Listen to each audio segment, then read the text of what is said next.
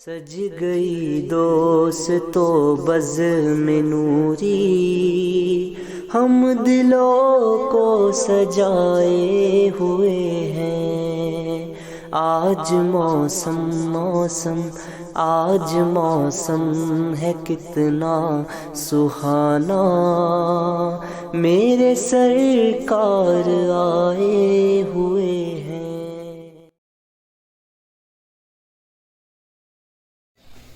الحمدللہ رب العالمین والعاقبۃ للمتقین، الصلاة والسلام علی سید المرسلین وعلی آلہ واصحابہ اجمعین، اما بعد فاعوذ باللہ من الشیطان الرجیم، بسم اللہ الرحمن الرحیم۔ قال رسول اللہ صلی اللہ تعالی علیہ وسلم، النکاح من سنتی فمن رغب عن سنتی فلیس منی۔ آمنت باللہ صدق اللہ العظیم وبلغنا رسولہ النبی الامین المتین الکریم، ونحن على ذلك لمن الشاہدین والشاکرین والحمد للہ رب العالمین۔ تمام حمد و ثنا، تعریف اور توصیف اللہ عز و جل کے لیے ہے، جو خالق کے کائنات بھی ہے، مالک کے دو جہاں بھی ہے۔ اللہ عز و جل کی تعریف اور توصیف کے بعد آئیے سب سے پہلے گنبد خضرا میں آرام فرمانے والے آقا، بے کسوں کے کس، بے بسوں کے بس، آسمان سے قانون خدا لانے والے مصطفیٰ احمد مجتبی محمد مصطفیٰ صلی اللہ علیہ وسلم کی بارگاہ بے کس پناہ میں بآواز بلند عقیدت اور محبت کے ساتھ درود پاک کا تحفہ پیش کرے۔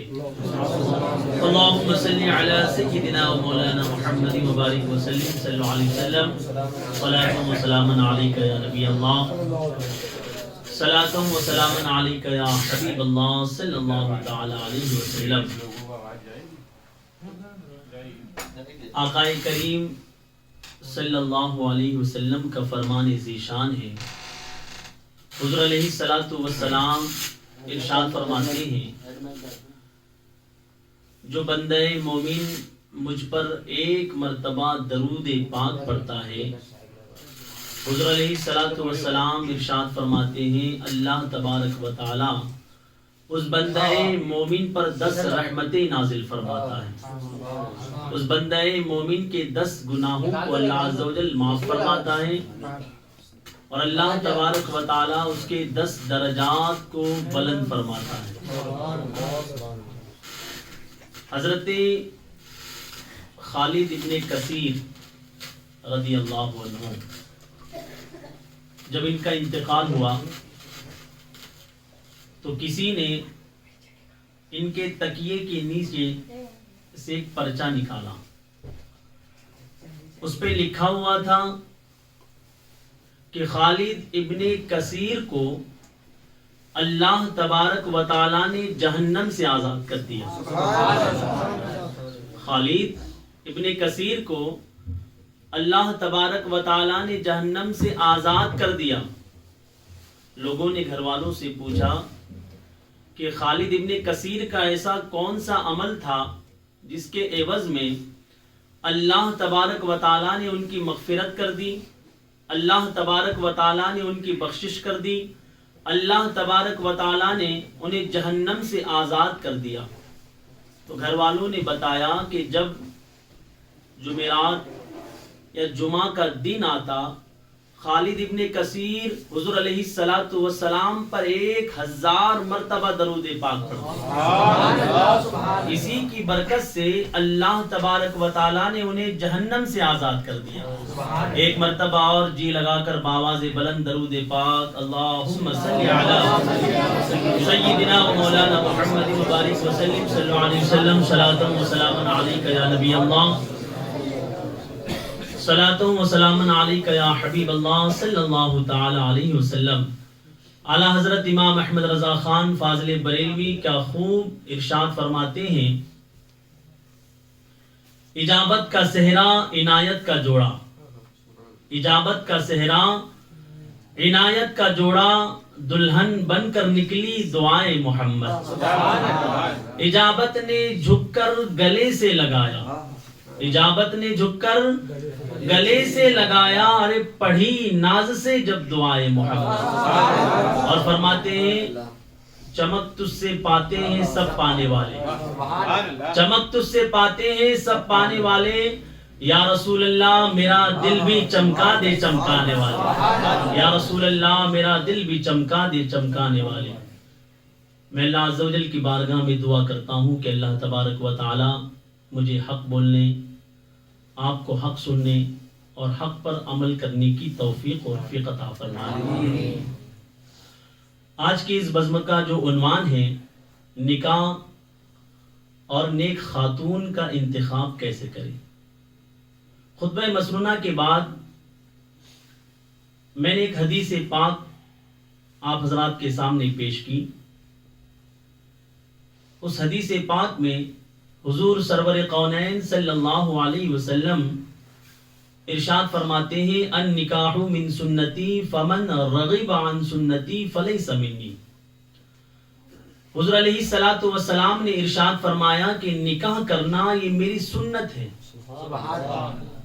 نکاح کرنا یہ میری سنت ہے. فمن رغب عن سنتی, حضور علیہ الصلوۃ والسلام ارشاد فرماتے ہیں جس نے میری سنت سے انکار کیا, حضور فرماتے ہیں وہ مجھ سے نہیں ہے. اللہ اکبر.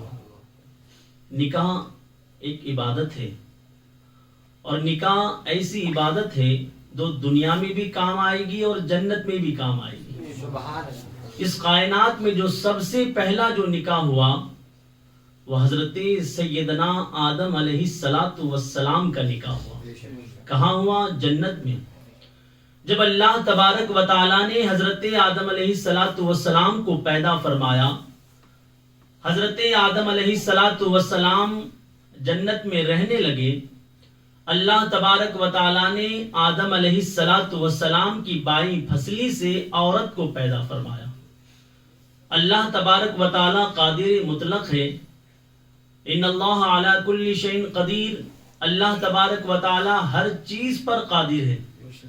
جب اللہ تبارک و تعالیٰ آدم علیہ الصلوۃ والسلام کو بغیر ماں باپ کے پیدا کر سکتا ہے, عیسیٰ علیہ الصلوۃ والسلام کو بغیر باپ کے پیدا کر سکتا ہے, تو کیا اللہ تعالیٰ آدم علیہ السلام کی پسلی سے عورت کو پیدا نہیں کر سکتا؟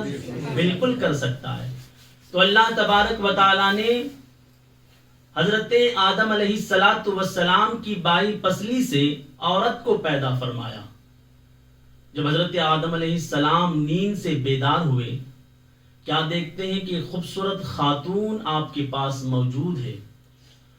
حضرت آدم علیہ الصلوۃ والسلام جیسے ہی اس خاتون کے قریب ہونے لگے, اس خاتون کے قریب بڑھنے لگے, اللہ تبارک و تعالیٰ نے فرمایا اے آدم رک جاؤ, اے آدم ٹھہر جاؤ, اسے ایسے ہی ہاتھ نہ لگاؤ. اللہ تبارک و تعالیٰ نے فرمایا کہ اے آدم پہلے اس کا مہر ادا کرو. حضرت آدم علیہ الصلوۃ والسلام عرض کرتے ہیں اے رب کائنات, نہ میرے پاس مال و زر ہے, اے اللہ نہ میرے پاس روپیہ پیسہ ہے, اے اللہ نہ میرے پاس کوئی چیز ہے, اے میرے اللہ میں اس کا مہر کیسے ادا کروں. اللہ تبارک و تعالیٰ نے فرمایا اے آدم میرے محبوب پر 10 مرتبہ درود پاک پڑھ لو, تمہارا مہر ادا ہو جائے. حضرت آدم علیہ الصلوۃ والسلام کا جو مہر تھا وہ حضور سرور کونین صلی اللہ علیہ وسلم پر درود پاک پڑھنا تھا. یہ دنیا کا سب سے پہلا نکاح جو تھا حضرت آدم علیہ الصلوۃ والسلام اور حضرت حوا رضی اللہ عنہا کا جو نکاح تھا, یہ سب سے پہلا نکاح تھا. عزیزان ملت اسلامیہ, جب بھی ہمیں نکاح کرنا ہو تو نکاح کے لیے ایک خاص اچھی جگہ ہمیں منتخب کرنا ہے. آج ہم نکاح جو ہے کہیں بھی کر لیتے ہیں, ہم اپنے گھر کے پاس لان میں یا کئی جگہ کسی بھی جگہ جو ہے ہم نکاح کر لیتے ہیں. لیکن ذرا غور کرو, آدم علیہ الصلوۃ والسلام کا نکاح ہوا جنت میں, تو ہمیں ایسی جگہ کا انتخاب کرنا ہے جو سب سے اچھی جگہ ہو.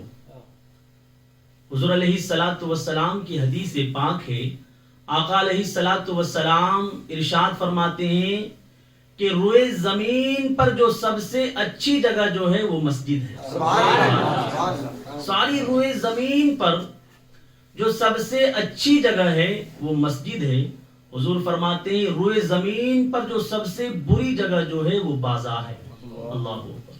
اور حضور علیہ الصلوۃ والسلام کی حدیث پاک بھی ہے، آقا علیہ الصلوۃ والسلام نے ارشاد فرمایا کہ جب نکاح کرو تو نکاح کا اعلان کرو. نکاح کرو تو نکاح کا اعلان کرو اور نکاح کو مسجد میں منعقد کرو. نکاح اگر کرو تو حضور علیہ الصلوۃ والسلام فرماتے ہیں کہ اس کو مسجد میں منعقد کرو. ہم نے اس سنت کو دھیرے دھیرے ترک کر دیا. جیسے جیسے زمانہ ترقی کر رہا ہے ہم ویسے ہی سنت مصطفیٰ کو پسے پشت کر رہے ہیں. آپ یہود و نصارہ کو دیکھیے، یہودیوں کو دیکھیے، عیسائیوں کو دیکھیے. آج بھی اگر ان کے نکاح ہوتے ہیں، ان کی شادیاں ہوتی ہیں تو ان کے گرجا گھروں میں ہوتی ہے. اس کے علاوہ وہ اپنی شادیاں کہیں اور نہیں کرتے. تو عزیزان ملت اسلامیہ، یہ نکاح جو ہے یہ بہت پیاری سنت ہے. حضور علیہ الصلوۃ والسلام کی حدیث پاک ہے، آقا علیہ الصلوۃ والسلام نے نوجوان جو گروہ تھے ان سے ارشاد فرمایا. کیا ارشاد فرمایا؟ حضور علیہ الصلوۃ والسلام ارشاد فرماتے ہیں اے نوجوانوں کے گروہ، تم میں سے جو استطاعت رکھتا ہے، تم میں سے جو طاقت رکھتا ہے، حضور علیہ الصلوۃ والسلام ارشاد فرماتے ہیں کہ وہ نکاح کرے. اس لیے کہ نکاح کرنا، حضور علیہ الصلوۃ والسلام فرماتے ہیں نکاح کرنا یہ نظر اور پارسائی کا محافظ ہے. یہ نظر کی حفاظت کرتا ہے. اور آگے حضور علیہ الصلوۃ والسلام نے ارشاد فرمایا اے نوجوانوں کے گروہ، اگر تم نکاح کرنے کی استطاعت نہیں رکھتے، طاقت نہیں رکھتے، تو حضور علیہ الصلوۃ والسلام نے ارشاد فرمایا کہ تم کثرت سے روزے رکھو. کثرت سے روزے رکھنا یہ انسانی خواہشات کو توڑتا ہے. نکاح جو ہے کبھی واجب ہوتا ہے، کبھی سنت ہوتا ہے اور کبھی مکروہ ہوتا ہے. اگر خواہشات اگر غالب ہو جاتے ہیں اور انسان کو برائی میں پڑ جانے کا، گناہ میں مبتلا ہو جانے کا اگر اندیشہ ہے تو ایسے انسان پر نکاح کرنا جو ہے واجب ہے. اور جس انسان کے اندر بدنی استطاعت نہیں ہے، بدن کی طاقت نہیں ہے، تو ایسے انسان کے لیے نکاح کرنا جو ہے یہ مکروہ ہے. اور یہ نکاح حضور علیہ الصلوۃ والسلام کی سنت ہے. ایک صحابی رسول ہے جن کا نام حضرت عثمان بن مظعون ہے. یہ جنت البقیع کے سب سے پہلے مدفون صحابی ہے. جنت البقیع جو قبرستان ہے، سب سے پہلے جو جنت البقیع میں دفن ہونے والے جو صحابی ہے وہ حضرت عثمان بن مظعون ہیں. یہ کثرت سے اللہ عز و جل کی عبادت کیا کرتے، کثرت سے اللہ عز و جل کا ذکر کیا کرتے، کثرت سے اللہ عز و جل کی حمد و ثنا کیا کرتے. تو کثرت عبادت کی وجہ سے، کثرت ذکر الہی کی وجہ سے یہ عبادت میں بہت مشغول رہا کرتے. جب ان کا وصال ہو گیا تو آقا کریم صلی اللہ علیہ وسلم نے ان کی قبر کے اوپر ایک بڑا پتھر رکھوا دیا. صحابہ فرماتے ہیں کہ ہم سے جو چھلانگ لگانے میں جو عبور کر جاتا وہی اس پتھر کو پار کر جاتا. یہ اس زمانے کا مزار تھا. ہمارے علماء نے جو قبر کے اوپر جو گنبد بنانے کی جو تعبیر لی ہے وہ اسی حدیث پاک سے لی ہے، وہ اسی روایت سے لی ہے. یہ اس زمانے کا مزار تھا کیونکہ وہ بہت نیک شخص تھے، حضرت عثمان بن مظعون. یہ کثرت سے اللہ عز و جل کی عبادت کرنے والے تھے، کثرت سے اللہ عز و جل کا ذکر کرنے والے تھے، کثرت سے نماز پڑھنے والے تھے. یہ صحابی رسول حضور علیہ الصلوۃ والسلام کی بارگاہ میں حاضر ہوئے اور عرض کرتے ہیں یا رسول اللہ صلی اللہ تعالی علیہ وسلم، میرے آقا مجھے اجازت دو کہ یا رسول اللہ میں ایسے ہی اللہ کی عبادت کرتا رہوں. سبحان اللہ. یا رسول اللہ مجھے آپ اجازت دیجئے کہ میں ایسے ہی اللہ عز و جل کی عبادت کرتا رہوں اور نکاح نہ کروں، ایسے ہی میں روزے رکھتا رہوں، یا رسول اللہ ایسے ہی میں نماز پڑھتا رہوں، یا رسول اللہ میں ایسے ہی اللہ عز و جل کا ذکر کرتا رہوں، لیکن یا رسول اللہ میں نکاح نہ کروں. تو حضور علیہ الصلوۃ والسلام نے وہ صحابی رسول کو منع فرما دیا. حضور علیہ الصلوۃ والسلام نے فرمایا ایسے ہی نکاح نہ کر، ایسے ہی عبادت نہ کرو بلکہ نکاح کرو. آقا کریم صلی اللہ علیہ وسلم کی حدیث پاک ہے، حضور علیہ الصلوۃ والسلام ارشاد فرماتے ہیں کہ جب بندہ مومن نکاح کرتا ہے، حضور علیہ السلام نے فرمایا اس نے اپنا آدھا دین مکمل کر لیا. انسان جب نکاح کرتا ہے حضور فرماتے ہیں اس نے اپنا آدھا دین مکمل کر لیا، اور فرماتے ہیں اب آدھے دین کے لیے وہ اللہ تبارک و تعالی سے ڈرتا رہے. نکاح کی بے شمار برکتیں ہیں، نکاح کی بے شمار فائدے ہیں. ایک وہ انسان ہے جس کی شادی نہیں ہوئی، وہ اگر 70 رکعتیں بھی پڑھے گا، اور ایک وہ انسان جو شادی شدہ ہے وہ صرف 2 رکعت نماز پڑھے گا، تو وہ 70 رکعتیں اس کی 2 رکعت کا مقابلہ نہیں کر سکتی. نکاح میں اللہ عز و جل نے اتنی برکتیں رکھی ہے. حضور علیہ الصلوۃ والسلام نے ارشاد فرمایا جب تمہیں کوئی نکاح کا پیغام بھیجے، جب تمہیں کوئی نکاح کا پیغام بھیجے تو حضور علیہ الصلوۃ والسلام فرماتے ہیں تمہیں اس کی عادت معلوم ہو، اس کی اخلاق معلوم ہو کہ وہ اچھے گھرانے والا ہے، وہ اچھے دین والا ہے، وہ دیندار ہے، تو حضور علیہ الصلوۃ والسلام نے فرمایا کہ نکاح کر لو، انکار نہ کرو. اور حضور علیہ الصلوۃ والسلام نے یہ بھی ارشاد فرمایا، آقا علیہ الصلوۃ والسلام ارشاد فرماتے ہیں 4 وجوہات کی وجہ سے عورت سے نکاح کیا جاتا ہے. 4 ایسی چیزیں ہیں، وہ 4 وجہ کی وجہ سے جو ہے کسی خاتون سے نکاح کیا جاتا ہے. وہ 4 چیزیں کون سی ہیں؟ حضور علیہ الصلوۃ والسلام نے ارشاد فرمایا لی جمالہا، خاتون کے حسن و جمال کی وجہ سے. اگر ہم کسی لڑکی سے اگر نکاح کرتے ہیں تو ہمارا مقصد کیا ہوتا ہے؟ کہ ہم لڑکی دیکھنے جاتے ہیں تو ہمارا مقصد کیا ہوتا ہے کہ ہمیں لڑکی اچھی ہونی چاہیے، اچھی خوبصورت ہونی چاہیے، شکل و صورت کے اعتبار سے اچھی ہونی چاہیے. حضور علیہ الصلوۃ والسلام فرماتے ہیں کہ 4 چیزوں کی وجہ سے کسی خاتون سے نکاح کیا جاتا ہے. پہلی چیز جو حضور علیہ الصلوۃ والسلام نے بیان فرمائی لی جمالہا، اس نے اس کے حسن و جمال کی وجہ سے. کسی خاتون سے اگر ہم نکاح کرتے ہیں تو اس کی خوبصورتی کی وجہ سے. اور دوسری چیز جو حضور علیہ الصلوۃ والسلام نے بیان فرمائی، آقا علیہ الصلوۃ والسلام ارشاد فرماتے ہیں لحسبہا، اچھے حسب و نسب کی وجہ سے نکاح کیا جاتا ہے. ہم کسی جگہ نکاح رشتہ اس لیے کرتے ہیں کہ ان کا خاندان اچھا ہے، ان کا گھرانہ اچھا ہے، ان کے رشتہ دار اچھے ہیں، وہ اچھے خاندان سے تعلق رکھتی ہیں، اس لیے ہم وہاں نکاح کرتے ہیں.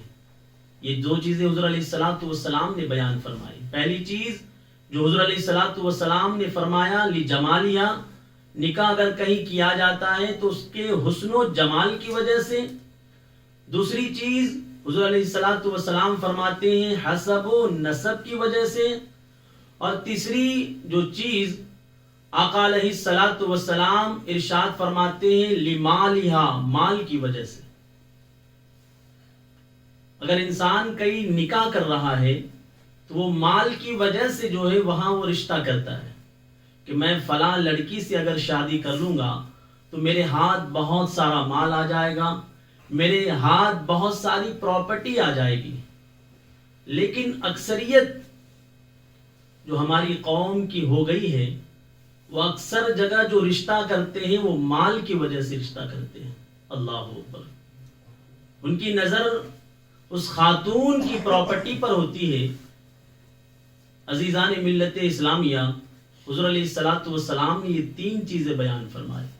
اگر کہیں رشتہ اگر کر رہے ہیں تو حسن و جمال کی وجہ سے، اس کے حسب و نسب کی وجہ سے، لمالیہ اس کے مال کی وجہ سے۔ آج جو لوگ مسلمان طبقہ جو ہے کئی رشتہ کر رہا ہے تو صرف مال کی وجہ سے، صرف مال دیکھ رہا ہے، یہ نہیں دیکھ رہا ہے کہ لڑکا کیسا ہے، یہ نہیں دیکھ رہا ہے کہ لڑکی کیسی ہے، یہ نہیں دیکھ رہا ہے کہ لڑکے کے اندر دینداری ہے یا نہیں ہے۔ چاہے وہ شرابی ہو، کبابی ہو، مسلمانوں کو اس سے کوئی مطلب نہیں ہے۔ صرف کیا دیکھتے ہیں کہ وہ لڑکے کے پاس مال کتنا ہے، اس کے پاس پیسہ کتنا ہے۔ چاہے وہ شرابی ہو، جواری ہو، گنجیڑی ہو، ہمیں سب چل جائے گا، لیکن ہمیں کیا چاہیے؟ ہمیں پیسہ چاہیے۔ اس لیے مسلمانوں سب سے زیادہ ہمارے مذہب میں جو طلاقیں واقع ہو رہی ہے وہ اسی بنا پر واقع ہو رہی ہے کہ ہم نے مال کو ترجیح دی۔ کہیں اگر ہم اپنی لڑکی کا اگر رشتہ کر رہے ہیں تو ہم مال کو ترجیح دے رہے ہیں۔ اگر ہم کو اچھا لڑکا سمجھ میں آ رہا ہے لیکن اس کے پاس مال نہیں ہے، وہ لڑکا دیندار ہے، وہ نماز کا پابند ہے، وہ شریعت کا پابند ہے، وہ سنت مصطفیٰ کا پابند ہے، لیکن اس کے پاس مال نہیں ہے، اس کے پاس مکان نہیں ہے، ایسی جگہ ہم رشتہ نہیں کرتے۔ ہم کہاں رشتہ کرتے ہیں؟ ہم ایسی جگہ رشتہ کرتے ہیں جو لڑکے کے پاس مال و زر ہو، روپیہ پیسہ ہو، اس کے پاس خود کا مکان ہو۔ اسی لیے آج ہماری شادیاں جو ہو رہی ہے مسلمانوں میں وہ زیادہ دن تک جو ہے موجود نہیں رہ رہی ہے، طلاقیں واقع ہو جا رہی ہے۔ اور تیسری جو چیز حضور علیہ السلام نے بیان فرمائی، آقا علیہ السلام فرماتے ہیں کسی خاتون سے اس لیے نکاح کیا جاتا ہے لدینہا، حضور علیہ السلام فرماتے ہیں اس کے دین کی وجہ سے نکاح کیا جاتا ہے۔ سبحان اللہ۔ اور آقا علیہ السلام نے اسی حدیث پاک میں ایک جملہ ارشاد فرمایا، بڑا قابل غور جملہ ہے مسلمانوں۔ حضور علیہ السلام فرماتے ہیں جو دین کی وجہ سے نکاح کرتا ہے، حضور فرماتے ہیں وہ کامیاب ہو جاتا ہے۔ ہم نے مال و زر دیکھا، ہم کامیاب نہیں ہوئے۔ ہم نے روپیہ پیسہ دیکھا، ہم کامیاب نہیں ہوئے۔ ہم نے خوبصورتی دیکھی، ہم کامیاب نہیں ہوئے۔ عزیزان ملت اسلامیہ، اگر ہم کسی جگہ اگر نکاح کر رہے ہیں، اگر ہم نے وہاں دین دیکھ لیا، سنت مصطفیٰ دیکھ لیا، نماز کی پابندی دیکھ لی، شریعت مطہرہ پر وہ لوگ زندگی گزار رہے ہیں، یہ چیز دیکھ لی، حضور علیہ السلام فرماتے ہیں اگر تم نے دین کی وجہ سے اگر کہیں نکاح کیا، حضور فرماتے ہیں تم کامیاب ہو گئے۔ تو عزیزان ملت اسلامیہ، میری آپ سے گزارش ہے، آپ اپنے بچے یا بچیوں کا اگر کہیں نکاح کریں تو آقا علیہ السلام کے اس فرمان کو اپنے ذہن میں رکھیں۔ اپنے بیٹے کا اگر کہیں بھی اگر ہمیں رشتہ کرنا ہے تو ہمیں دینداری دیکھنی ہے۔ لڑکی کا اگر ہمیں کہیں بھی رشتہ کرنا ہے تو ہمیں دینداری دیکھنی ہے۔ ہمیں یہ دیکھنا ہے اپنی بیٹی کی اگر ہم شادی کر رہے ہیں تو لڑکا نمازی ہے یا نہیں ہے، پہلے ہمیں یہ چیز دیکھنا ہے۔ دوسری چیز سنت مصطفیٰ پر عمل پیرا ہے یا نہیں ہے، دینداری ہمیں دیکھنا ہے۔ اگر ہم اپنے لڑکے کا بھی اگر کہیں نکاح کر رہے ہیں تو ہمیں سب سے پہلے جس چیز پر توجہ دینی ہے وہ دینداری پر توجہ دینی ہے، لیکن ہم نے اس کو پس پشت کر دیا۔ حضور علیہ السلام کے اس فرمان کو ہم نے پس پشت کر دیا۔ ہم نے صرف خوبصورتی دیکھی، ہم نے صرف مال و زر دیکھا، اس لیے ہم کامیاب نہیں ہو رہے ہیں۔ ہمارے اندر طلاقیں واقع ہو رہی ہے، 2 مہینے 4 مہینے لڑکی رہتی ہے اور پھر اس کے بعد اپنے گھر پر آ کر بیٹھ جاتی ہے۔ کیوں؟ اس لیے کہ ہم نے دین کو توجہ نہ دی، ہم نے صرف پیسہ دیکھا، مال و زر دیکھا۔ مکے کا ایک بہت بڑا شاعر گزرا ہے جسے ابو الاسود الدولی کہتے ہیں۔ یہ بہت بڑا جو ہے مکے کا شاعر تھا۔ ایک دن وہ اپنے بچوں سے کہنے لگا، اے میرے بچوں، میں نے تم پر احسان کیا، تمہارے پیدا ہونے کے پہلے بھی میں نے تم پر احسان کیا اور تمہارے پیدا ہونے کے بعد بھی میں نے تم پر احسان کیا۔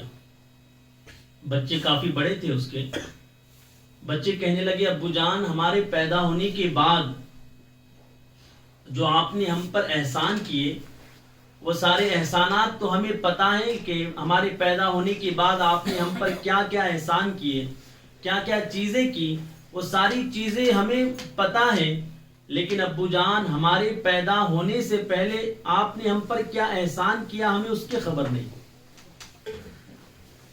یعنی ہمارے پیدا ہونے کے بعد جو احسانات آپ نے کیے ہمیں وہ تو معلوم ہے، لیکن ہماری پیدائش سے پہلے جو آپ نے ہم پر احسان کیا وہ ہمیں پتہ نہیں. ابو الاسود جو مکی کا بہت بڑا شاعر تھا مسلمانوں کا، وہ اپنے بچوں سے کہتا ہے اے میرے بچوں، میں مکے کا بہت بڑا شاعر تھا، میرے تابع میں یہ تھا کہ میں کسی خوبصورت لڑکی سے نکاح کروں، میں اگر شادی کروں تو کسی خوبصورت خاتون سے شادی کروں، کسی خوبصورت لڑکی سے، مال والی لڑکی سے میں نکاح کروں، لیکن میں نے اپنے اس خواہش کو پسے پشت کیا. پھر میں نے تمہاری فکر کی، میں نے سوچا اگر میں خوبصورت لڑکی سے اگر نکاح کرتا ہوں، میں نے اپنی خواہش کو تو میں نے پوری کر لیا، لیکن اس کے بعد جو میری نسلیں آئے گی ان کا کیا ہوگا؟ تو ابو الاسود کہتا ہے اے میرے بچوں، میں نے مال کو نہیں دیکھا، اے میرے بچوں میں نے خوبصورتی کو نہیں دیکھا، اے میرے بچوں میں نے دیکھا تو صرف دین مصطفیٰ کو دیکھا، میں نے دیکھا تو صرف مصطفیٰ کی شریعت کو دیکھا. تو اس نے کہا، ابو الاسود اپنے بچوں سے کہنے لگا میرے بچوں، میں نے ایک دیندار لڑکی سے نکاح کیا تاکہ تمہارے پیدا ہونے کے بعد تمہاری تربیت وہ اچھے طریقے سے کر سکے. تو عزیزان ملت اسلامی، ہمیں خوبصورتی نہیں دیکھنی ہے، ہمیں حسن و جمال نہیں دیکھنا ہے، ہمیں مال و زر نہیں دیکھنا ہے، ہمیں روپیہ پیسہ نہیں دیکھنا ہے. عزیزان ملت اسلامی، یہ پیسہ جو ہے یہ ہاتھ کا میل ہے، آج ہمارے پاس ہے تو کل کسی اور کے پاس. حضور علیہ الصلوۃ والسلام نے ارشاد فرمایا نکاح کرو، نکاح کرنے کی برکت سے حضور فرماتے ہیں اللہ تمہیں مالدار کر دے گا. اور قرآن کریم میں اللہ عز و جل ارشاد فرماتا ہے فَانْكِحُوا مَا طَابَ لَكُمْ.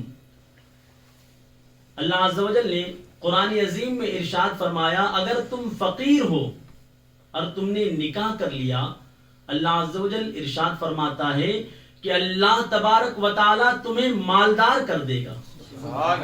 ہمیں اگر شادی کرنی ہے تو مصطفیٰ علیہ الصلوۃ والسلام کی سنت کو مد نظر رکھتے ہوئے ہمیں شادی کرنی ہے، شریعت مطالعہ کو مد نظر رکھتے ہوئے ہمیں نکاح کرنا ہے. تو عزیزان ملت اسلامیہ، ایک صحابی رسول ہے جن کا نام حضرت زلیبیب ہے، مسند امام احمد بن حنبل کی حدیث پاک ہے. ایک صحابی رسول ہے جن کا نام حضرت زلیبیب ہے.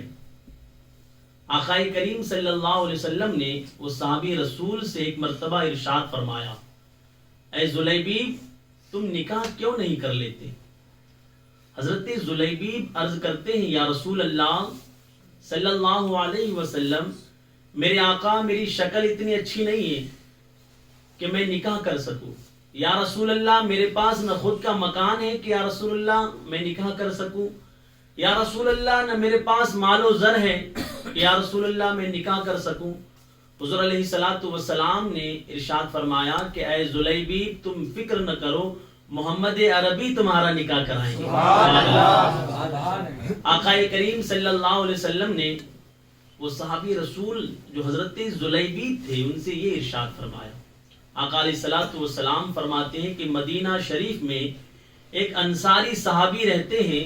حضور علیہ الصلوۃ والسلام فرماتے ہیں کہ ان کے گھر چلے جاؤ اور چلے جانے کے بعد وہاں کہنا کہ مصطفیٰ کریم نے مجھے بھیجا ہے. سبحان اللہ، مصطفیٰ کریم نے مجھے نکاح کا پیغام لے کر تمہارے یہاں بھیجا ہے.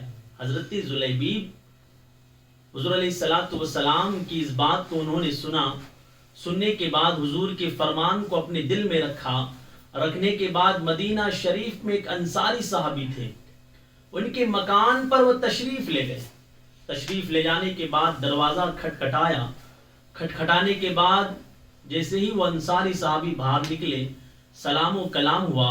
سلام و کلام ہونے کے بعد حضرت زلیبیب کہنے لگے اے انصاری صحابی میں خود نہیں آیا بلکہ مصطفیٰ کریم نے مجھے بھیجا ہے. سبحان اللہ. میں خود نہیں آیا بلکہ مصطفیٰ کریم صلی اللہ علیہ وسلم نے مجھے بھیجا ہے. وہ انصاری صحابی کہتے بتاؤ کیا بات ہے, حضور علیہ الصلوۃ والسلام نے تمہیں میرے مکان پر کس لیے بھیجا ہے؟ وہ صحابی فرماتے ہیں میں شکل سے اچھا نہیں ہوں, میری شکل اتنی خوبصورت نہیں ہے, نہ میرے پاس مال و زر ہے, نہ میرے پاس روپیہ پیسہ ہے, نہ میرے پاس رہنے کے لیے مکان ہے, نہ میرا چہرہ گورا ہے. عزیزان ملت اسلامیہ, مجھے حضور علیہ الصلوۃ والسلام نے تمہارے گھر تمہاری بیٹی کا پیغام لے کر بھیجا ہے. سبحان اللہ. وہ صحابی انصاری صحابی تھے, وہ کہنے لگے حضور علیہ الصلوۃ والسلام نے میری بیٹی کا پیغام لے کر تم کو بھیجا ہے. وہ اپنے گھر کے اندر گئے اور بیوی سے کہنے لگے بیوی آقائے کریم صلی اللہ علیہ وسلم نے ایک صحابی کو بھیجا ہے جن کا نام زلیبیب ہے. حضور علیہ الصلوۃ والسلام نے ان کو بھیجا ہے. وہ شکل و صورت کے اعتبار سے بھی اچھے نہیں ہیں, ان کے پاس نہ مال و زر ہے, ان کے پاس نہ روپیہ پیسہ ہے, ان کے پاس نہ خود کا مکان ہے. بیوی کہنے لگی نہ وہ شکل و صورت کے اعتبار سے بھی اچھے نہیں ہیں, ان کے پاس نہ روپیہ پیسہ بھی نہیں ہے, ان کے پاس خود کا مکان بھی نہیں ہے, تو ہم اپنی بیٹی کا نکاح ان سے کیسے کر دیں؟ عموماً ہر باپ کو یہ فکر ہوتی ہے کہ اس کی بیٹی کا اگر نکاح کسی گھر میں ہو تو اس کا خود کا مکان ہونا چاہیے, اس کی خود کی دکان ہونا چاہیے, اس کی خود کی آمدنی کے ذریعے ہونا چاہیے. ہر ماں باپ کی یہ فکر ہوتی ہے. ایسے ہی حضرت جو انصاری جو صحابی تھے ان کی بیوی نے یہ فکر کی. پیچھے سے وہ بیٹی یہ ساری باتیں سن رہی تھی, کہنے لگی امی جان ابا جان آپ کو پریشان ہونے کی ضرورت نہیں, میں اس شخص سے نکاح کرنے کے لیے تیار ہوں.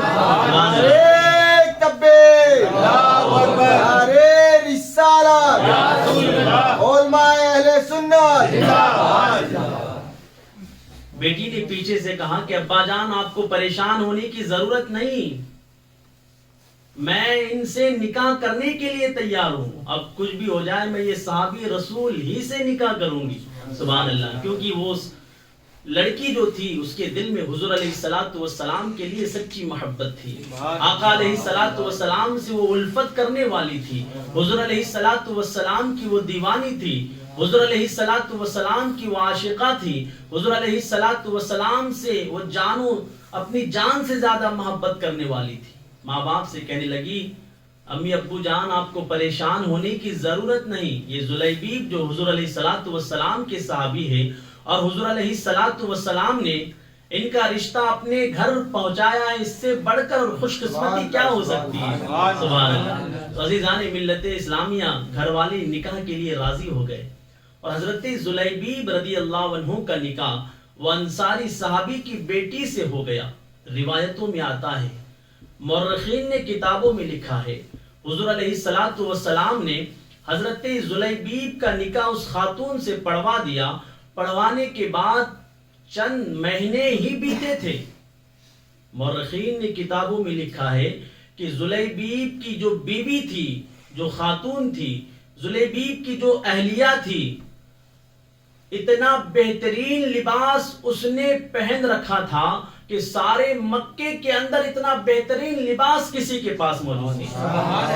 اللہ تبارک و تعالیٰ نے ان کے لیے برکتیں ان کے لیے اتاری تھی, برکتیں نازل کی تھی. اور حضور علیہ الصلوۃ والسلام نے بھی حضرت زلیبیب رضی اللہ عنہ کے لیے برکت کی دعا کی تھی. چند ہی مہینے گزرے تھے, چند ہی سال گزرے تھے کہ اللہ تبارک و تعالیٰ نے حضرت زلیبیب رضی اللہ عنہ کو دولت سے مالا مال فرما دیا. یہ نکاح کرنے کی برکت ہے. اگر انسان نکاح کرتا ہے تو اللہ تبارک و تعالیٰ اس بندے مومن کو مالدار فرما دیتا ہے. عزیزان ملت اسلامیہ, نکاح کے اندر جو ہمارے یہاں خرافات ہوتی ہے ان سارے خرافات سے ہمیں بچنا چاہیے. ڈی جے گاجے, ناچنا کودنا, یہ ساری چیزیں جو یہ حرام ہے. مذہب اسلام ہمیں اس کی اجازت نہیں دیتا. عزیزان ملت اسلامیہ, آقا کریم صلی اللہ علیہ وسلم کی سنت کے مطابق ہمیں نکاح کرنا چاہیے اور نکاح کو ہمیں آسان کرنا چاہیے.